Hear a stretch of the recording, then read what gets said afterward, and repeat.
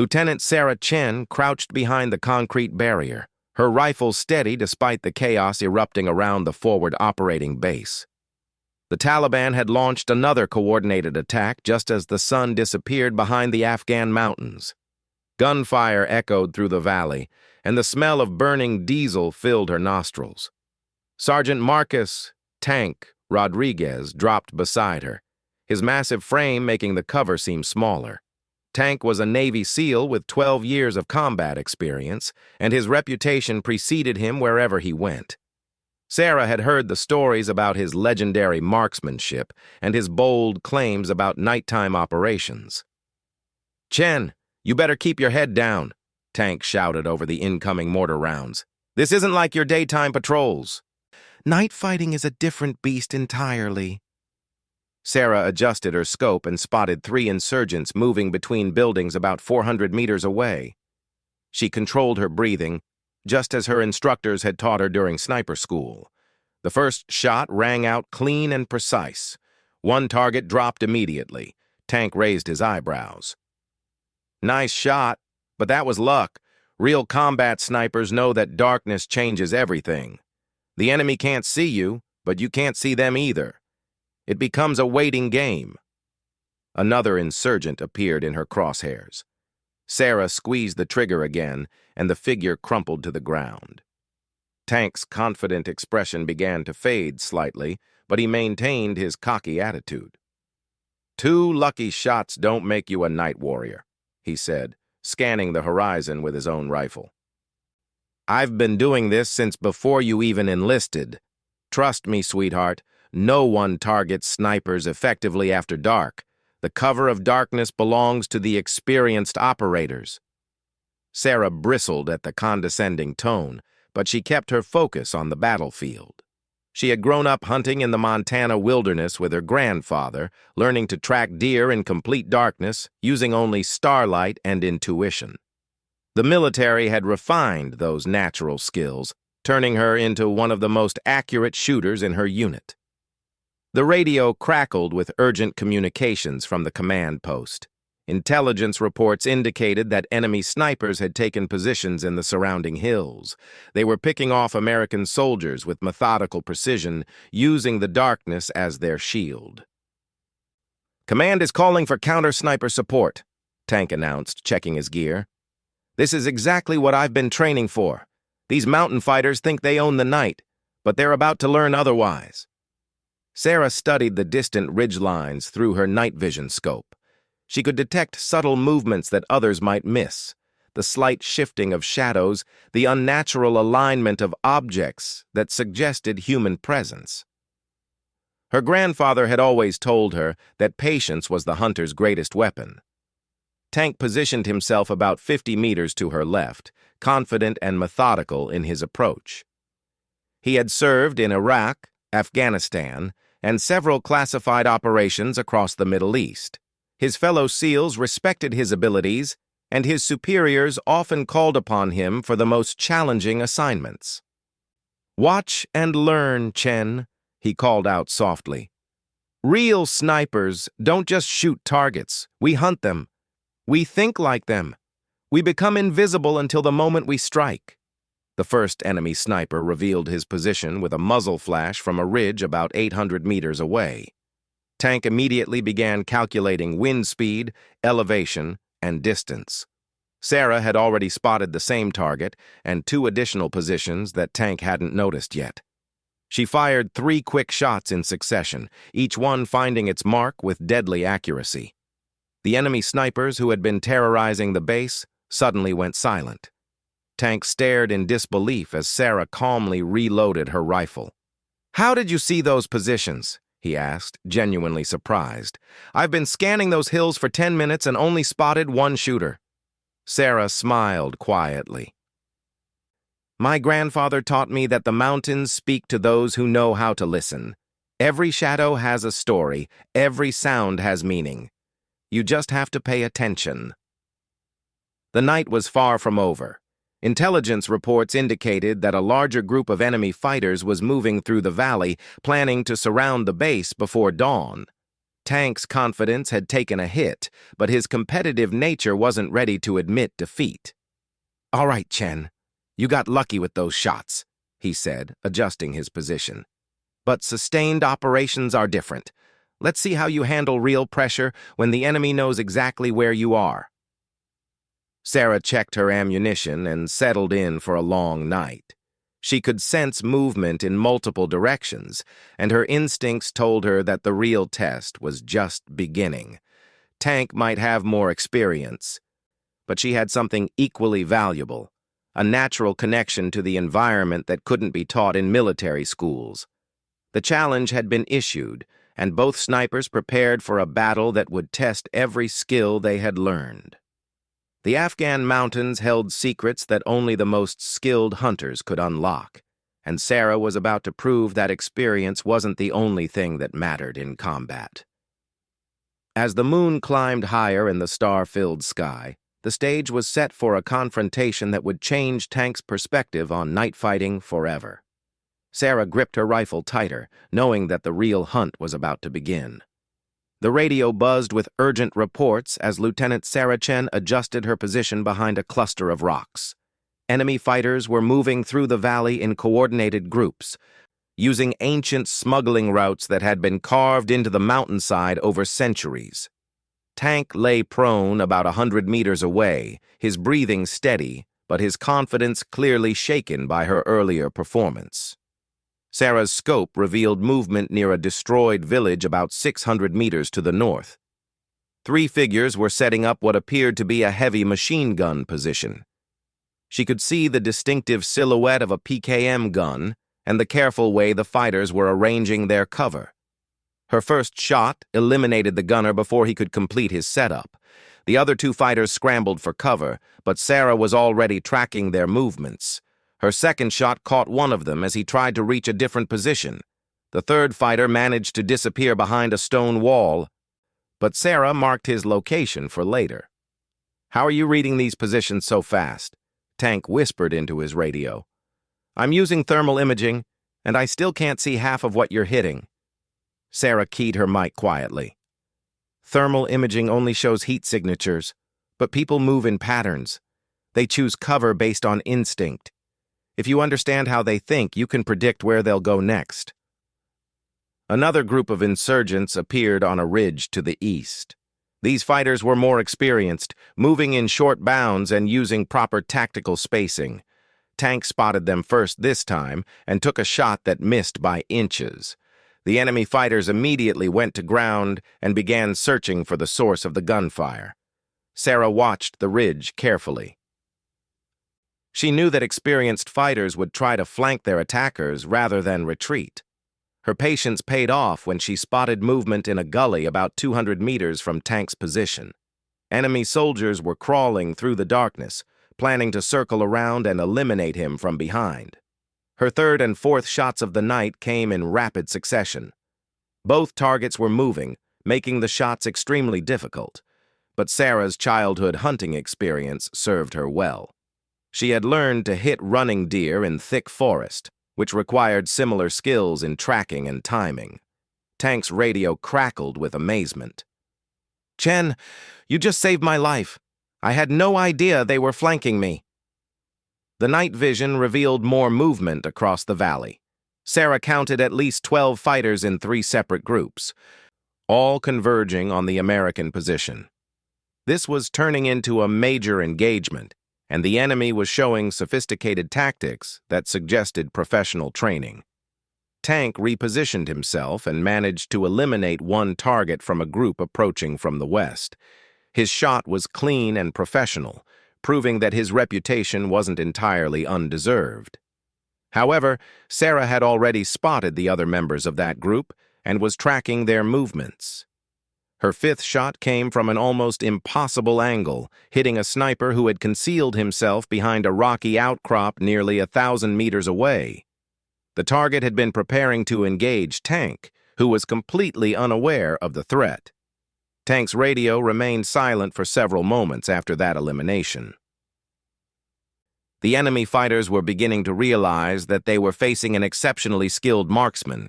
Their movements became more cautious, and they started using smoke grenades to obscure their positions. Sarah smiled grimly as she watched the white clouds billowing across the valley floor. "They think smoke will hide them," she whispered to herself, remembering her grandfather's lessons about tracking wounded animals through thick fog. But movement is movement, regardless of visibility. Her sixth shot pierced through the smoke screen and found its target. She had calculated the fighter's likely path based on the terrain and his previous movements. The shot was more instinctive than calculated, relying on years of hunting experience rather than military formulas. Tank was struggling with the reduced visibility.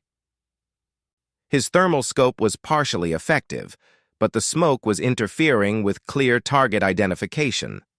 Sarah, however, was using a combination of her night vision scope and natural hearing to track enemy movements. The seventh elimination came when she detected the subtle sound of boots on loose gravel. A fighter was attempting to climb the cliff face directly below their position, planning to attack from an unexpected angle. Sarah's shot echoed through the valley just as the climber reached a small ledge about halfway up the rock face. "This is impossible," Tank muttered over the radio. "You're hitting targets I can't even see. How are you doing this?" Sarah's training had emphasized the importance of using all available senses during combat operations. While most snipers relied heavily on their scopes and technology, she integrated sound, movement patterns, and environmental factors into her targeting decisions. The eighth target appeared near the original machine gun position.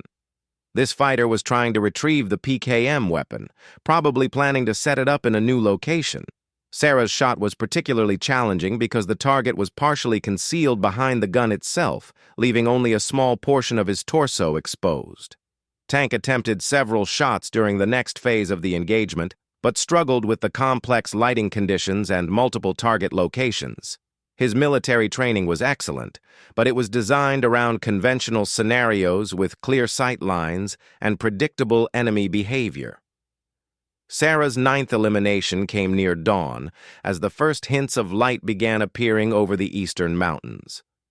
A small group of fighters was attempting to retreat through a narrow canyon, thinking they could escape under cover of the remaining darkness. Sarah had anticipated their retreat route and positioned herself accordingly. Her shot was the longest of the night, nearly 1,200 meters across difficult terrain. The bullet had to account for wind speed, elevation changes, and the target's movement through uneven ground. When the shot connected, Tank finally understood that he was witnessing something extraordinary. The valley fell silent as the sun climbed higher into the Afghan sky. Sarah had eliminated 9 enemy fighters during the nighttime engagement, while Tank had managed only 1 confirmed kill. The base was secure, and the enemy force had been completely neutralized. Tank approached Sarah's position as she was cleaning her rifle. His expression showed a mixture of respect, amazement, and humility that hadn't been there at the beginning of the night. "I owe you an apology," he said quietly. "And probably my life." The Afghan sun cast long shadows across the forward operating base as Lieutenant Sarah Chen finished cleaning her rifle. The morning briefing would begin in 20 minutes, and she knew that the previous night's events would dominate the discussion. Tank sat on a nearby ammunition crate, staring at his own weapon with an expression that mixed bewilderment with grudging admiration.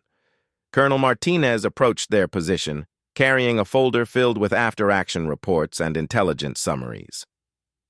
His weathered face showed the strain of commanding troops in one of Afghanistan's most dangerous regions, but this morning he seemed genuinely pleased with the tactical success. "Outstanding work last night, both of you," the colonel said, though his eyes lingered on Sarah. "Intelligence confirms 9 enemy KIA, including 3 high-value targets who had been operating in this area for months. The Taliban cell that's been harassing our supply convoys has been completely neutralized." Tank nodded respectfully but remained unusually quiet. Throughout his military career, he had prided himself on being the best marksman in any unit he joined. His SEAL training had reinforced his confidence, and his combat experience had validated his skills repeatedly. last night had fundamentally challenged his understanding of what made an elite sniper. Sarah secured her rifle and gathered her gear methodically. She had learned from her grandfather that successful hunters never gloated about their achievements. The mountains had provided opportunities, and she had simply taken advantage of them. Her focus was already shifting to the next mission and the lessons she could apply from the previous night's engagement. "Chen, I need to understand how you achieved those results," Tank said, his voice lacking the condescending tone that had characterized their earlier interactions. "I've been a sniper for 8 years, and I've never seen anyone read terrain and predict enemy movements like you did last night." The conversation attracted attention from other soldiers who had heard about the nighttime engagement. Word had spread quickly through the base that the new lieutenant had outperformed one of the military's most respected special operations snipers. Sarah felt uncomfortable with the attention, preferring to focus on her duties rather than her reputation. "My grandfather taught me that hunting isn't about the equipment or the training," she explained patiently. "It's about understanding the environment and thinking like your prey. Animals follow predictable patterns based on their needs and instincts. People do the same thing." Tank absorbed this information carefully. His SEAL training had emphasized technical proficiency, physical conditioning, and tactical procedures. While these skills were undoubtedly valuable, he was beginning to realize that he had neglected more intuitive aspects of marksmanship that couldn't be taught in formal military schools. The intelligence officer arrived with additional details about the eliminated targets. The 3 high-value individuals had been responsible for coordinating attacks across multiple provinces. Their elimination would significantly disrupt enemy operations in the region and potentially save dozens of American and Afghan lives. One of the targets was a former Afghan army officer who defected to the Taliban, the intelligence officer reported. He had been training insurgent snipers using American tactics and equipment. Taking him out was a major operational victory. Sarah listened to the briefing with professional interest, but she didn't feel the satisfaction that might be expected after such a successful engagement. Each target had been a human being with family, beliefs, and motivations. Her grandfather had taught her to respect the lives she took, even when those actions were necessary for survival or duty. Tank was studying satellite imagery of the previous night's battlefield, trying to understand how Sarah had identified targets that he had missed completely. The terrain looked different in daylight, and he could see several positions that would have provided excellent concealment during darkness. "You spotted that sniper behind the outcrop at almost 1,000 meters, he said, pointing to a location on the map. "I was looking directly at that area and saw nothing." "What gave away his position?" Sarah considered the question carefully before responding. "He was using a Soviet-era rifle with a distinctive muzzle flash pattern. Also, the way he positioned himself created a small shadow that didn't match the natural rock formations. When you grow up hunting elk in Montana wilderness, you learn to notice things that don't belong." The conversation continued as other soldiers joined the group, eager to learn from Sarah's techniques. She found herself becoming an informal instructor, sharing observations about terrain reading, movement prediction, and environmental awareness that weren't covered in standard military training programs. Tank's attitude had transformed completely from the previous evening. Instead of dismissing her success as luck or beginner's fortune, he was genuinely trying to understand and learn from her approach. His ego had taken a significant blow, but his professionalism and desire to improve overrode his wounded pride. "I've been relying too heavily on technology and formal procedures," he admitted to the group.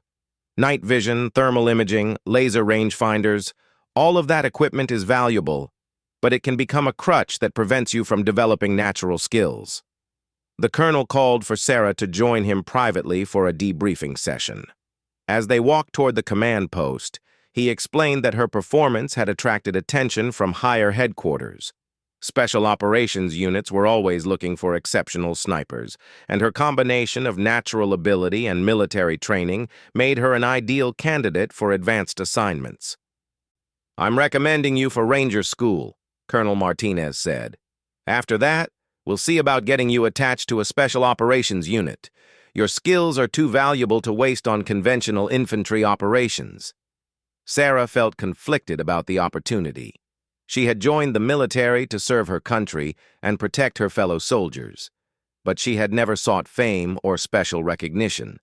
The prospect of leaving her current unit, where she had developed strong relationships with her teammates, was troubling. Tank caught up with them as they reached the command post. His expression was serious but respectful, showing none of the arrogance that had characterized their first meeting. "Chen, I want to formally apologize for my attitude last night," he said. "You proved that experience isn't everything, and that natural ability combined with proper training can exceed even the most advanced military education.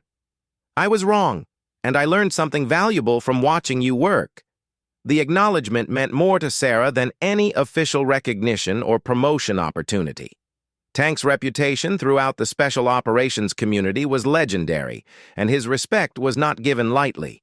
She had proven herself not through boasting or self-promotion, but through quiet competence under pressure.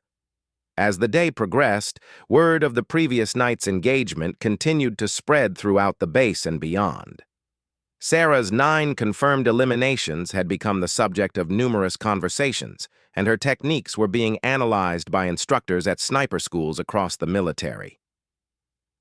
The SEAL had claimed that no one could effectively target snipers after dark, but Sarah had proven him wrong in the most decisive way possible. Her success demonstrated that unconventional approaches and natural instincts could complement formal military training to achieve extraordinary results. The Afghan mountains had witnessed countless battles over the centuries, but few engagements had so clearly illustrated the difference between technical proficiency and true mastery of the sniper's craft. Sarah's grandfather would have been proud to see his hunting lessons applied so effectively in defense of her fellow soldiers.